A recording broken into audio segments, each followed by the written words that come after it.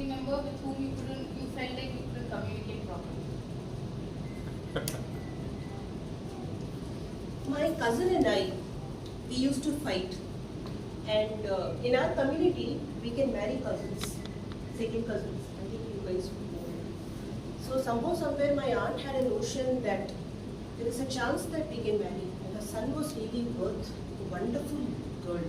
And I shouldn't be that girl and stuff. So one of the time we had this conversation, he used to say, if I marry you, I'll go to the mental asylum. And I told him, if I marry you, I'll go to jail. He said, why? Apparently, if you and I are together, I murder you. And for emotional murder, it is life sentence. I will go to the jail. So it is more risky for us to marry, right? Because I will go to jail, and you might not even go to the mental asylum.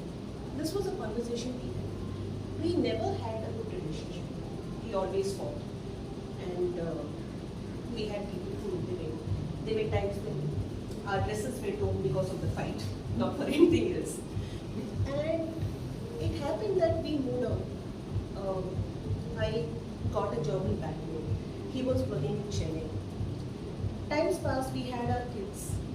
Surprisingly, we realized that as parents, we had the same thought process. We had the same issues. Our kids started fighting. And we were like, whatever. They shouldn't fight. Somewhere, somehow, we started getting parenting tips from each other. I was the first person in my family to work. Girls didn't work, my cousin and I.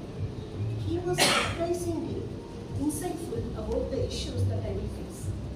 Because he was also one of the first people who worked in a different industry, in IT industry. Because sometimes we used to have very traditional industries. People used to have jobs, not careers. And after a point in time, this person with whom I fought so much, he started getting into the bond. But the most important bonding experience was when I was my father. My dad went to this bank and he never came. And his father-in-law passed away even when he was just talking to him.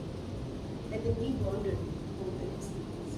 So you never know when you start with your family. Family is family.